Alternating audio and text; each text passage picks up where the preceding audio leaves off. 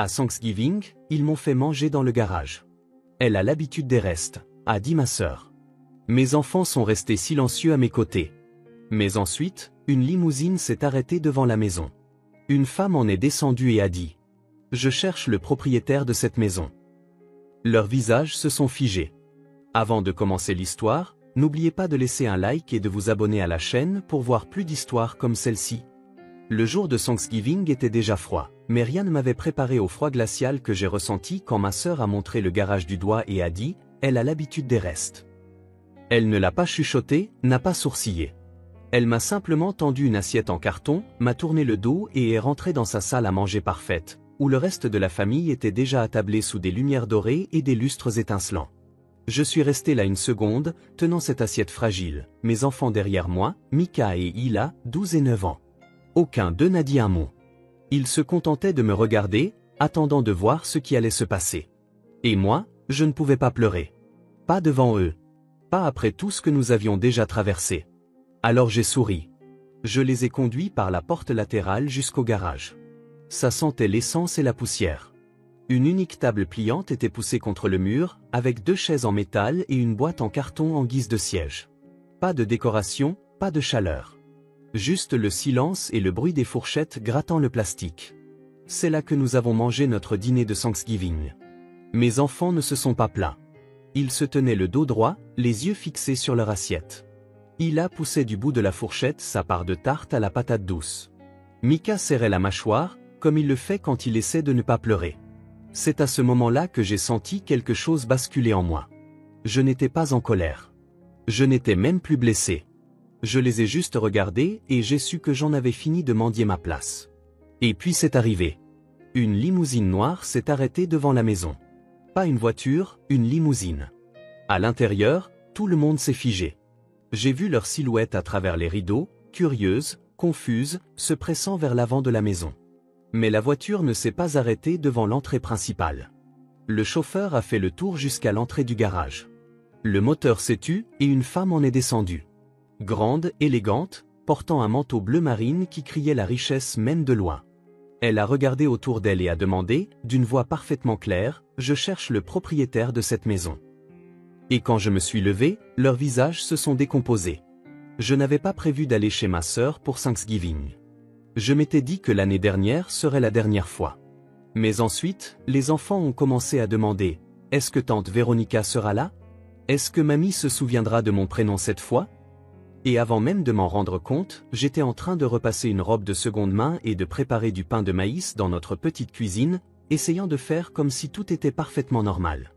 Nous vivons dans un modeste appartement de 3 pièces en périphérie de la ville. Ce n'est pas grand-chose, mais c'est propre, chaleureux et rempli d'amour. Je travaille de longues heures comme réceptionniste dans une clinique pédiatrique et je prends des missions d'écriture en freelance à côté. Ça ne laisse pas beaucoup de temps ni d'argent pour les extras, mais mes enfants ne se plaignent pas. Ils ne l'ont jamais fait. Mika a 12 ans maintenant, déjà plus grand que moi, tout en force tranquille et avec des yeux pensifs. Il a 9 ans et croit encore que le monde est majoritairement bon, même si je vois cette croyance vaciller un peu plus chaque année. Le matin de Thanksgiving, je me tenais devant le miroir, essayant de décider si mes vieilles bottes étaient assez présentables. Je me disais que ce n'était pas pour impressionner qui que ce soit, que je le faisais pour mes enfants. Mais la vérité, c'est qu'une partie de moi voulait toujours être vue, reconnue. Ma sœur Véronica vit dans une résidence sécurisée où même les poubelles ont l'air riches. Sa maison est immense et froide, le genre d'endroit qui sent le produit à polir au citron et les choses qu'on n'a pas le droit de toucher. Elle a fait un beau mariage, comme ma mère aime à le dire. Blake est avocat, suffisant et tiré à 4 épingles, toujours avec une oreillette Bluetooth et quelque chose de condescendant à dire sur les écoles publiques. Ils ont 3 enfants, des nounous, un Range Rover, une femme de ménage qui ne parle pas beaucoup anglais. Véronica et moi ne sommes plus proches depuis l'adolescence. Elle a toujours été celle qui avait des notes parfaites, des cheveux parfaits, tout parfait. J'étais l'artiste, celle qui griffonnait dans des carnets et avait du potentiel, mais qui n'avait jamais vraiment réussi. Quand je me suis garé dans son allée, la fête battait déjà son plein. J'entendais des rires venant du jardin et le cliquetis de la vaisselle par les fenêtres ouvertes. J'ai pris une profonde inspiration et je me suis tourné vers les enfants. « Vous êtes prêts, tous les deux ?» Hila a hoché la tête, serrant contre elle la tarte à la patate douce qu'elle m'avait aidé à faire. Mika a juste dit « Finissons-en ». J'ai frappé une fois et je suis entré. Personne n'est venu à la porte. Ils ne le font jamais. C'était toujours la même chose, moi, entrant comme une invitée à la fête de ma propre famille. Ma mère, Hélène, a à peine levé les yeux de son verre de chardonnay. Elle était perchée sur le bord du canapé, regardant les enfants de Véronica faire une sorte de spectacle de danse dans le salon. « Salut man », ai-je dit en posant la tarte sur le comptoir. Elle m'a regardé en clignant des yeux, m'a adressé un vague sourire et a reporté son attention sur ses petites filles. « Oh, tu as l'air fatiguée », a-t-elle dit, de cette manière qui se veut de l'inquiétude mais qui est en réalité un jugement dans une robe de velours.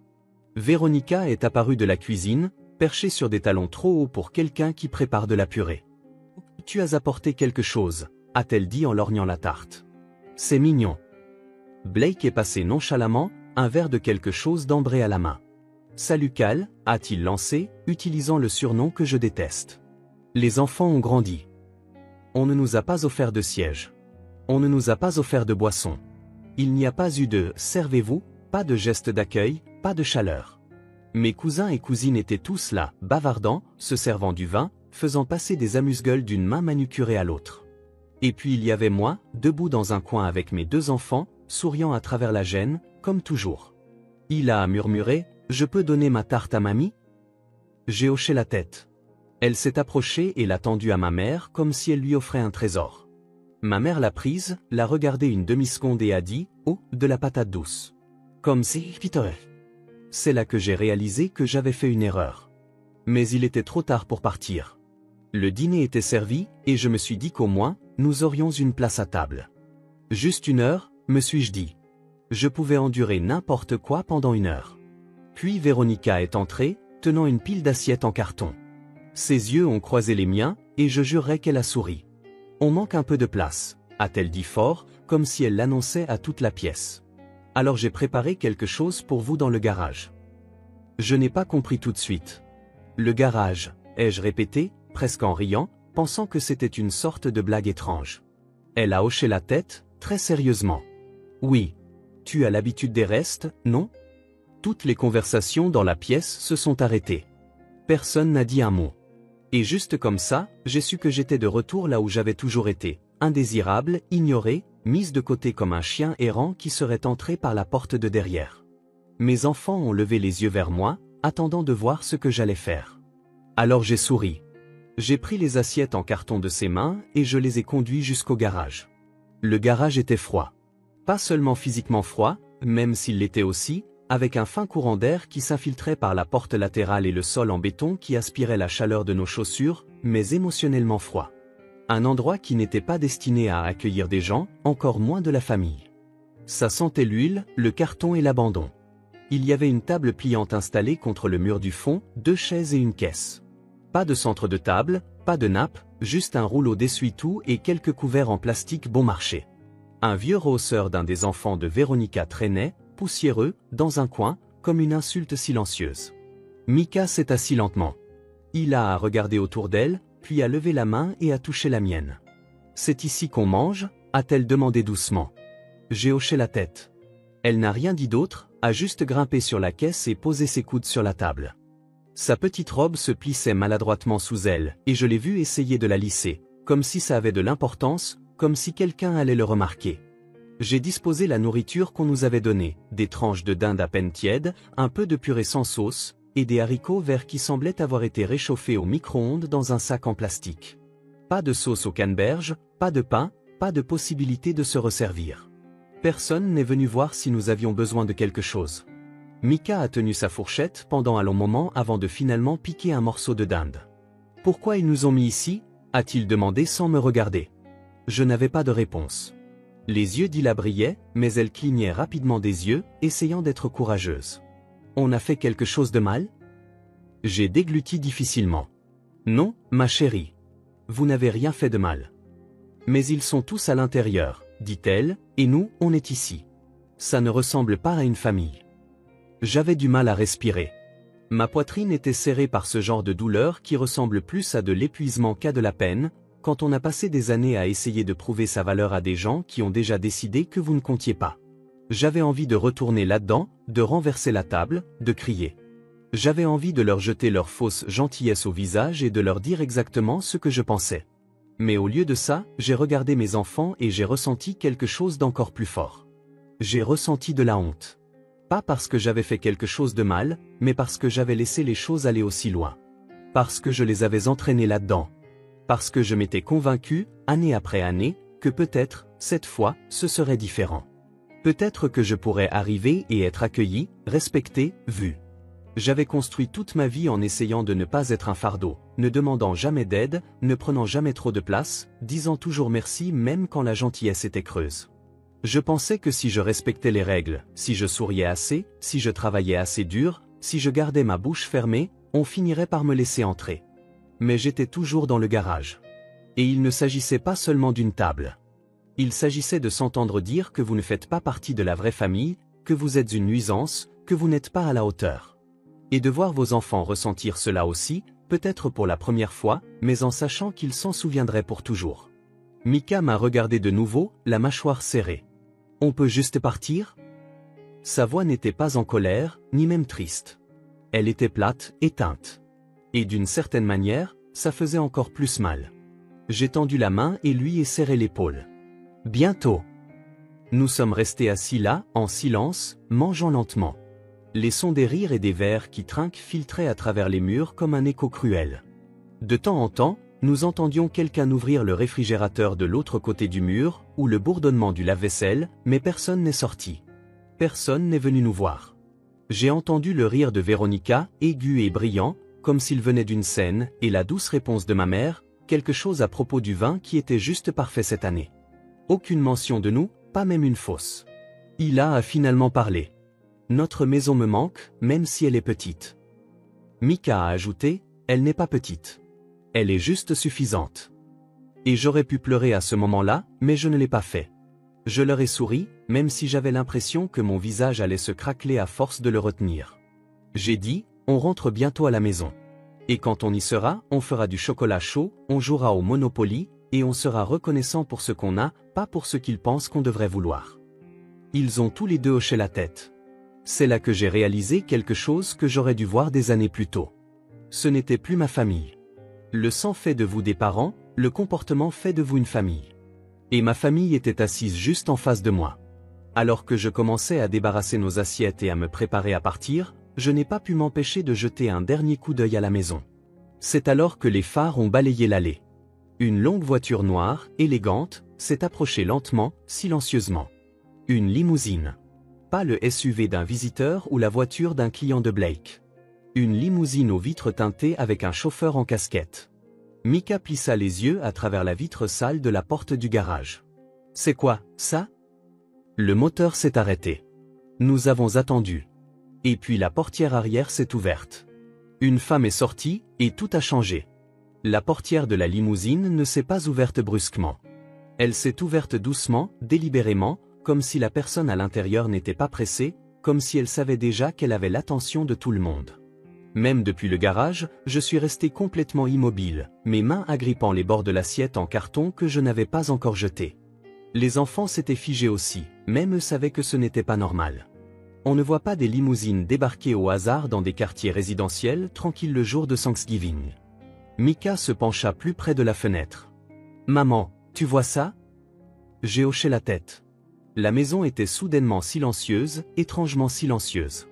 À travers le petit carré de verre de la porte du garage, je pouvais juste distinguer des silhouettes derrière la fenêtre du salon. Des têtes qui tournaient, des rideaux qui bougeaient. J'imaginais chaque conversation à l'intérieur s'interrompre brutalement. Le chauffeur est sorti le premier. Grand, pâle, gants impeccables, uniforme net. Il a dit quelque chose au passager, puis a reculé et a ouvert la portière. Et puis elle est apparue. Une femme, peut-être fin de la soixantaine, début de la septantaine, élégamment vieillie. Grande et distinguée, portant un long manteau en laine bleu marine qui murmurait pratiquement l'argent. Pas tapac sans grave-l'œil, pas clinquant, juste authentique. Elle ressemblait à quelqu'un d'important, mais pas du genre à avoir besoin de le prouver. Elle ne s'est pas dirigée vers la porte d'entrée, comme tout le monde s'y attendait. Elle s'est tournée vers le portail latéral, puis elle a marché directement vers le garage. Mika a chuchoté, « Est-ce qu'elle vient ici ?» Ila s'est levée lentement, se serrant contre moi, comme si elle ne savait pas si elle devait être nerveuse ou excitée. La femme s'est arrêtée juste devant la porte du garage. Je l'ai entr'ouverte. Elle n'a pas tressailli face au froid, au courant d'air, ou à la vue de 3 étrangers avec des assiettes en carton et une table pliante. Au lieu de cela, elle a souri. « Excusez-moi », dit-elle, sa voix douce et calme, comme si elle demandait simplement son chemin dans une librairie. « Je cherche le propriétaire de cette maison. » Pendant un instant, j'ai supposé qu'elle parlait de Véronica. Peut-être une amie, une cliente, une collègue de Blake. Mais quelque chose me disait qu'elle connaissait déjà la réponse. J'ai dégluti et répondu, ce serait ma sœur. Elle est à l'intérieur.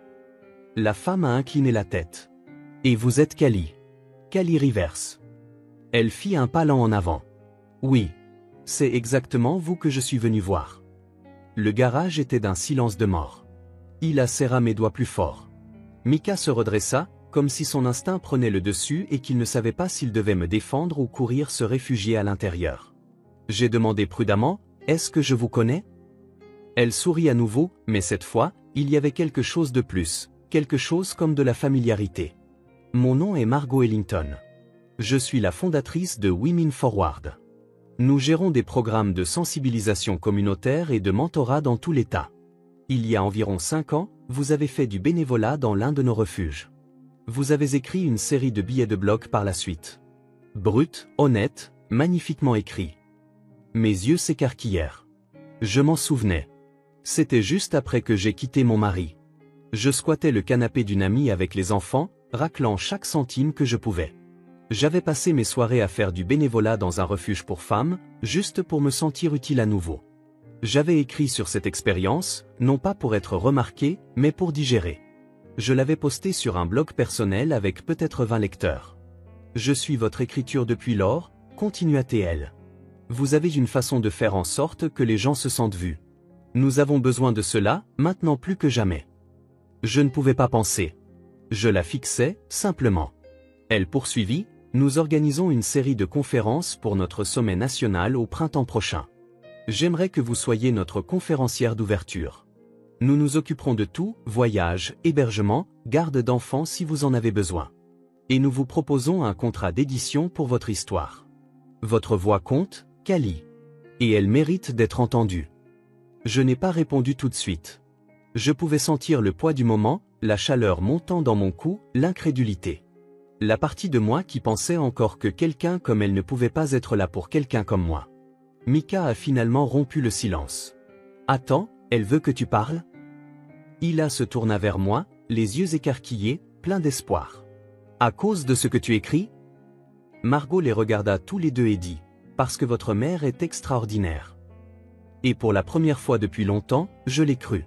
J'ai jeté un coup d'œil vers la maison. Je ne pouvais pas voir leur visage, mais je savais qu'ils regardaient. Je pouvais le sentir.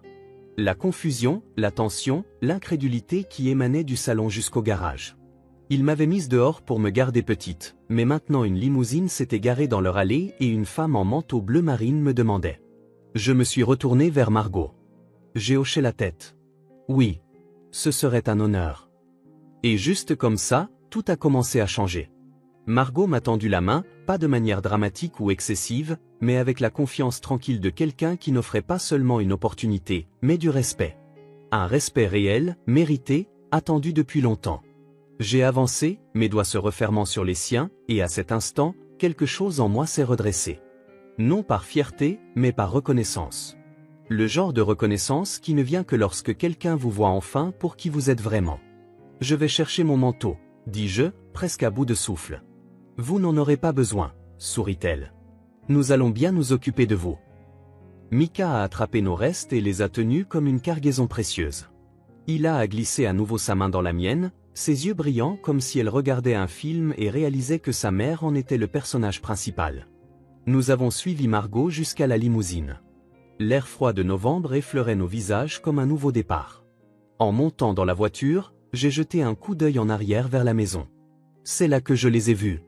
Les rideaux de la salle à manger étaient toujours entr'ouverts, juste assez pour révéler toute la scène. Véronica se tenait là, un verre de vin figé à la main, la bouche légèrement ouverte, comme si elle ne pouvait pas tout à fait comprendre ce qu'elle voyait. Blake planait derrière elle, le bras ballant. Ma mère était assise au bout de la table, les yeux plissés, essayant de donner un sens à tout cela. Ils avaient l'air confus. Pas en colère, pas embarrassés, juste stupéfaits. Comme si l'univers avait inversé le scénario et avait braqué les projecteurs sur la personne qu'ils avaient poussée dans l'ombre. La portière de la voiture s'est refermée avec un bruit sourd et feutré, nous enfermant dans un monde qui, pour une fois, semblait être le mien. Les sièges étaient doux, chauds. Les lumières à l'intérieur étaient tamisées et apaisantes.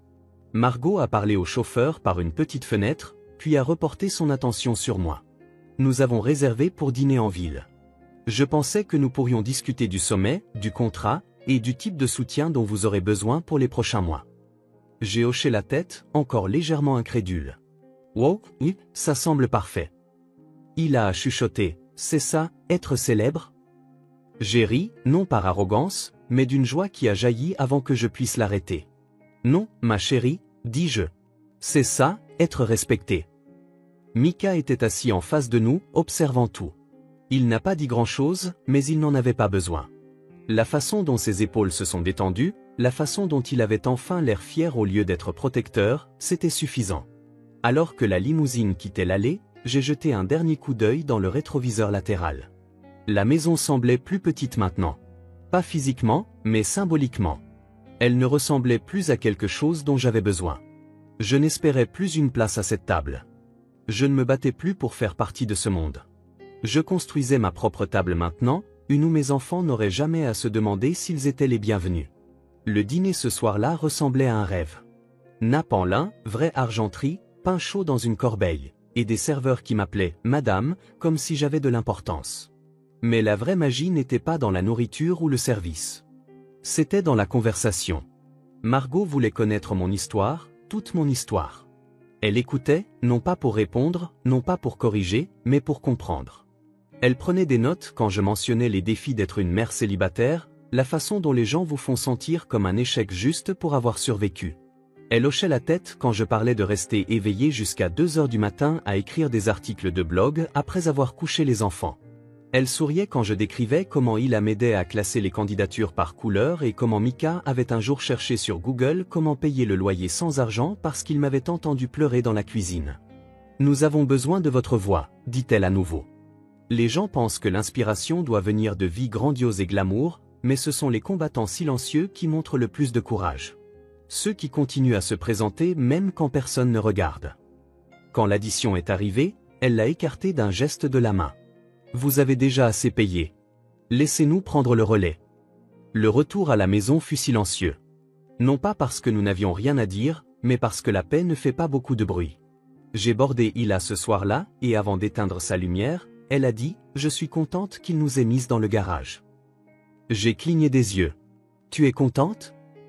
Elle a hoché la tête. « Ouais. Parce que s'il ne l'avait pas fait, la limousine n'aurait pas su où nous trouver. » Ça m'a arrêté net. Elle avait raison. Parfois, on vous pousse en marge pour que vous puissiez trouver le chemin que vous étiez censé emprunter. Ou pour qu'il puisse vous trouver. J'ai embrassé son front. « Tu es intelligente. » Je tiens ça de ma mère. Et juste comme ça, j'ai enfin compris. Ils ne m'ont pas brisé ce jour-là. Ils m'ont révélé. Cela fait presque 1 an depuis ce Thanksgiving, et d'une certaine manière, j'essaie toujours de rattraper la femme que je suis devenue dans ce garage. Certaines choses ont changé rapidement. Comme les emails et les appels téléphoniques qui ont commencé à arriver après que l'équipe de Margot m'ait annoncé comme conférencière d'ouverture pour leur sommet. Comme le contrat d'édition qui a atterri dans ma boîte de réception avec pour objet « Votre voix compte ». Comme la façon dont les gens ont soudainement commencé à se souvenir de mon nom, pas comme la sœur de Véronica ou la fille d'Hélène, mais juste Cali. Mais d'autres changements ont été plus discrets. Le genre qui se produit dans l'espace entre les battements de cœur. Quand vous cessez de vous excuser pour qui vous êtes. Quand vous cessez de vous faire petite pour mettre les autres à l'aise. Quand vous croyez enfin que votre histoire n'a pas besoin de permission pour être racontée. Le discours d'ouverture était terrifiant et magnifique à la fois. Je me tenais sur une scène devant des centaines de femmes, PDG, enseignantes, mères célibataires, étudiantes, et j'ai dit la vérité. Sur le garage, sur mes enfants, sur les années que j'ai passées à essayer d'être assez petite pour m'intégrer dans une famille qui n'allait jamais m'ouvrir les bras. J'ai vu des inconnus pleurer. Je les ai vus hocher la tête. J'ai vu des femmes faire la queue après, juste pour dire « merci ». C'était moi, ça. Et à ce moment-là, je me suis senti plus chez moi que je ne l'avais jamais été au sein de ma propre famille. Le livre est sorti quelques mois plus tard. Nous l'avons intitulé « Plus que des restes, More Than Scraps ». J'ai pleuré quand j'ai vu la couverture. Mon nom en gras, pas enfoui en petits caractères ou caché derrière celui de quelqu'un d'autre. Mon nom. Mes mots. Ma valeur. L'argent n'a pas changé ma vie, mais la validation, oui. Mika a commencé à écrire aussi. Il tient un journal maintenant, et la semaine dernière, il m'a lu un poème qu'il a écrit, intitulé « Les chaises ne font pas la table ». Il ne parle plus beaucoup de ce Thanksgiving, mais je sais que ça a laissé une marque. Et je pense qu'il apprend à en faire quelque chose de bon. Ila est toujours Ila. Curieuse et gentille, toujours observatrice. Elle a demandé si nous pouvions organiser Thanksgiving cette année. Juste nous et quelques amis. Pas de chaises pliantes, a-t-elle dit. Seulement des canapés et des coussins et de la nourriture chaude. Alors nous l'avons fait. Le salon était trop petit pour que tout le monde puisse s'asseoir en même temps, mais personne ne s'en souciait. Les gens mangeaient sur leurs genoux, par terre, riant et partageant les plats pour se resservir. Il y avait des bougies, de la musique et de l'amour. De l'amour véritable, enroulé autour de tout comme une douce couverture.